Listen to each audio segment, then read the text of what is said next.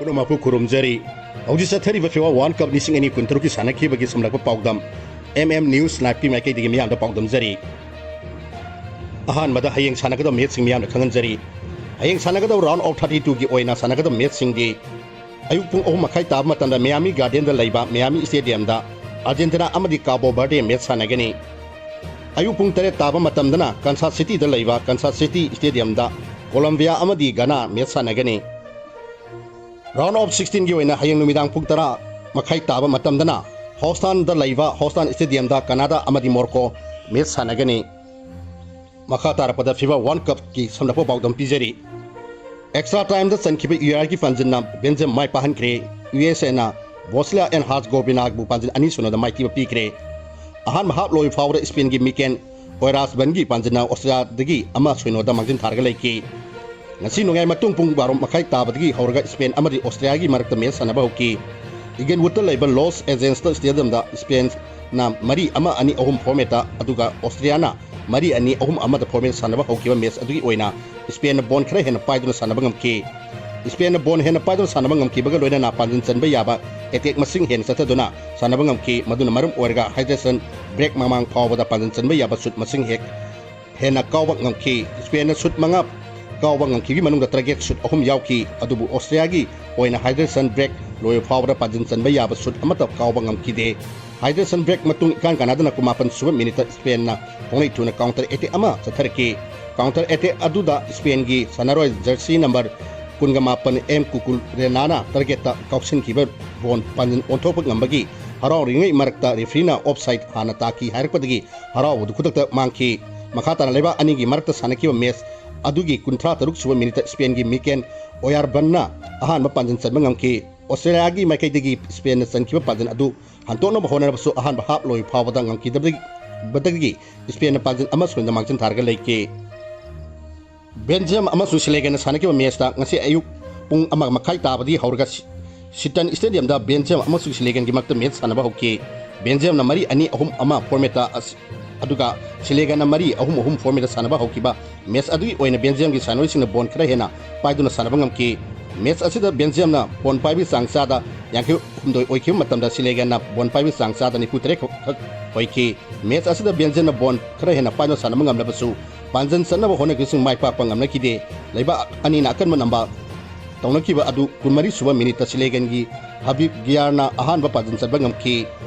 सिलेगन की गियार नसन खिबा पांजन अदुना लेबा अदुगी सानोइसिंगदा अनोबा इनोट अमा पीबा ngमखिबगा लोइना हानते हेना कन्ना सानरखी लेबा अनिना कन्म नंबा तौनखिबा अदुगी अहानबा हाफ लोय फावदा बेल्जियम की माइकैदी पांजन सनबा ngमखिदबना मरम ओरगा अहानबा हाफ लोयबा फावदा सिलेगन पांजन अमा सोलोइदा मांगजन थारगा लेबा ngमखी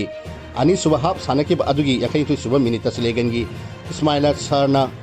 पांजन अमा सनबा ngमदुना पांजन अनि सोइनोदा मांगजन थादुना लाइकी मखाताना सानखिबा मैच अदुदा बोन हेना पाइदुना सानबा ngमलेबा बेल्जियम की माइकैदी पांजन चनबा याबा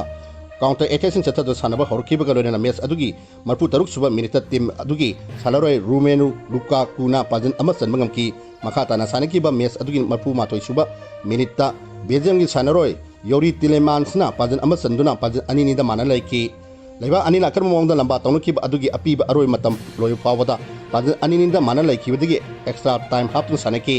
एक्स्ट्रा टाइम सानखिबा अदुगी इंजुरी टाइम दा बेल्जियम ना पेनाल्टी काउनबा खुदोंचाबा अमा फंखी खुदोंचाबा अदु टीम अदुगी सानरोय योरी टेलेमान्सना पांजन ओंथोकपा ngमखिबगा लोइना मैच अदु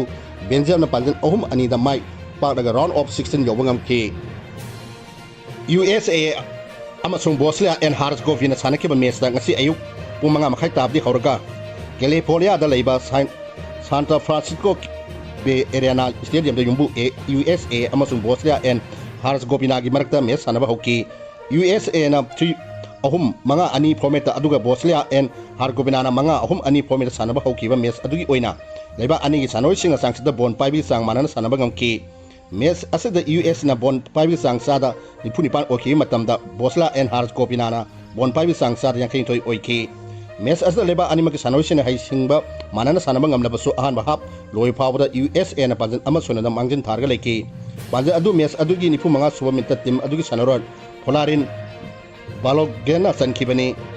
अनि सुबा हाफ सानखिबा अदुगी उफुमरी सुबा minute match अदुगी Ahaan पांजन चनबा ngमखिबा बलागोन रेफरीना red card उतुना फिनदगी मपांदा थोनखी ꯌꯨꯝꯕꯨ USA ꯒꯤ ꯁꯥꯟꯅꯔꯣꯏ ꯑꯃ ꯃꯁꯤꯡ ꯍꯟꯊꯔꯕꯁꯨ ꯕꯣꯁꯂꯤꯌꯥ ꯑꯦꯟ ꯍꯥꯔꯖꯒꯣꯚꯤꯂꯥꯒꯤ ꯄꯥꯟꯖꯤꯟ ꯆꯟꯅꯕ ꯍꯣꯠꯅꯈꯤꯕꯁꯤꯡ ꯃꯥꯏ ꯄꯥꯛꯄ ꯉꯝꯗꯅ ꯑꯗꯨꯃꯛ ꯂꯩꯈꯤ ꯁꯥꯟꯅꯈꯤꯕ ꯃꯦꯆ ꯑꯗꯨꯒꯤ 42 ꯁꯨꯕ ꯃꯤꯅꯤꯠꯇ USA ꯒꯤ ꯃꯥꯂꯤꯛ ꯇꯤꯟꯃꯦꯟꯅ ꯇꯤꯝ ꯑꯅꯤꯁꯨꯕ ꯄꯥꯟꯖꯤꯟ ꯆꯟꯕ ꯉꯝꯈꯤ ꯕꯣꯁꯂꯤꯌꯥ ꯑꯦꯟ ꯍꯥꯔꯖꯒꯣꯚꯤꯂꯥꯒꯤ ꯃꯥꯏꯀꯩꯗꯒꯤ ꯃꯈꯣꯏꯒꯤ ꯃꯥꯌꯣꯛꯇ ꯆꯟꯁꯤꯟꯈꯤꯕ ꯄꯥꯟꯖꯤꯟꯁꯤꯡ ꯑꯗꯨ ꯍꯟꯗꯣꯛꯅꯕ ꯉꯝꯅꯕ ꯑꯀꯟꯕ ꯃꯑꯣꯡꯗ ꯍꯣꯠꯅꯔꯕꯁꯨ ꯃꯦꯆꯀꯤ ꯑꯄꯤꯕ ꯑꯔꯣꯏ ꯃꯇꯝ ꯐꯥꯎꯕꯗ ꯄꯥꯟꯖꯤꯟ ꯑꯃꯠꯇ ꯆꯟꯕ ꯉꯝꯈꯤꯗꯕꯅ ꯃꯔꯝ ꯑꯣꯏꯔꯒ ꯃꯦꯆ ꯑꯗꯨ ꯌꯨꯝꯕꯨ USAꯅ ꯄꯥꯟꯖꯤꯟ 2-0ꯗ ꯃꯥꯏ ꯄꯥꯛꯂꯒ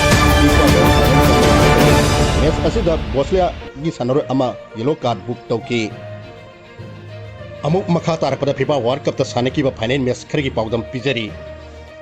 ꯏꯪ ꯀꯨꯝꯖꯥ 1936ꯀꯤ ꯐꯤꯐꯥ ꯋꯥꯔꯜ ꯀꯞ ꯐꯥꯏꯅꯦꯜ ꯃꯦꯆꯇ ꯃꯦꯛꯁꯤꯀꯣꯗ ꯄꯥꯡꯊꯣꯛꯈꯤꯕ ꯏꯪ ꯀꯨꯝꯖꯥ 1936ꯀꯤ ꯐꯤꯐꯥ ꯋꯥꯔꯜ ꯀꯞ ꯐꯥꯏꯅꯦꯜ ꯑꯁꯤ ꯏꯪ ꯀꯨꯝꯖꯥ 1936 ꯐꯤꯐꯥ ꯋꯥꯔꯜ ꯀꯞꯀꯤ ꯑꯔꯣꯏꯕ ꯃꯦꯆꯅꯤ ꯃꯦꯆ ꯑꯁꯤꯗ ꯏꯪ ꯀꯨꯝꯖꯥ 1936ꯀꯤ ꯖꯨꯟ 19ꯗ ꯃꯦꯛꯁꯤꯀꯣꯗ ꯂꯩꯕ ꯁ꯭ꯇꯦꯗꯤꯌꯝ ꯑꯦꯖꯦꯠꯇꯥꯗ ꯁꯥꯟꯅꯈꯤ ꯑꯃꯁꯨꯡ ꯄꯨꯟꯅ ꯃꯤꯑꯣꯏ 1,13,400ꯅ ꯌꯦꯡꯅꯈꯤ ꯑꯔꯖꯦꯟꯇꯤꯅꯥ ꯑꯃꯁꯨꯡ ꯋꯦꯁ ꯖꯔꯃꯅꯤꯅ ꯁꯥꯡꯗꯝꯅꯈꯤꯕ ꯐꯥꯏꯅꯦꯜ ꯑꯁꯤꯗ ꯑꯔꯖꯦꯟꯇꯤꯅꯥꯅ ꯑꯄꯤꯕ ꯃꯇꯝꯒꯤ ꯃꯅꯨꯡꯗ 3-2ꯗ ꯊꯣꯏꯈꯤ ꯃꯦꯆ ꯑꯁꯤꯒꯤ 12 ꯁꯨꯕ ꯃꯤꯅꯤꯠꯇ ꯌꯦꯠꯂꯣꯝꯗꯒꯤ ꯀꯥꯎꯁꯤꯜꯂꯛꯄ ꯐ꯭ꯔꯤ ꯀꯤꯛ ꯑꯃ ꯉꯥꯛꯊꯣꯛꯅꯕ ꯍꯣꯠꯅꯕꯗ ꯖꯔꯃꯅꯤꯒꯤ ꯀꯤꯄꯔ ꯍꯔꯅꯥꯟ ꯁꯨꯃꯀꯔꯅ ꯑꯔꯥꯟꯕ ꯑꯃ ꯇꯧꯈꯤꯕꯒꯤꯗꯃꯛ ꯈꯨꯗꯣꯡꯆꯥꯕ ꯂꯧꯗꯨꯅ ꯖꯣꯁ ꯂꯨꯏꯁ ꯕ꯭ꯔꯥꯎꯟꯅ ꯍꯦꯠ ꯇꯧꯁꯤꯟꯈꯤꯕ ꯒꯣꯜ ꯑꯃꯅ ꯑꯔꯖꯦꯟꯇꯤꯅꯥꯒꯤ ꯄꯥꯟꯖꯤꯟ ꯆꯟꯕ ꯍꯧꯈꯤ ꯖꯣꯁ ꯕꯥꯟꯗꯥ ꯂꯣꯅꯥꯅ ꯁꯦꯀꯦꯟ ꯍꯥꯐꯀꯤ 13 ꯁꯨꯕ ꯃꯤꯅꯤꯠꯇ ꯑꯣꯏꯔꯣꯝꯗꯒꯤ ꯆꯦꯟꯁꯤꯜꯂꯛꯇꯨꯅ ꯃꯃꯥꯡꯂꯣꯝ ꯆꯦꯟꯊꯣꯔꯛꯂꯤꯕ ꯒꯣꯜꯀꯤꯄꯔ ꯂꯥꯅ ꯅꯥꯀꯟꯗꯒꯤ ꯅꯦꯝꯅ ꯀꯥꯎꯁꯤꯟꯈꯤꯕ ꯕꯣꯜ ꯑꯃꯅ ꯑꯔꯖꯦꯟꯇꯤꯅꯥꯒꯤ ꯄꯥꯟꯖꯤꯟ ꯃꯁꯤꯡ 2 ꯁꯣꯟꯈꯤ ꯀꯔꯟ ꯍꯦꯁꯅ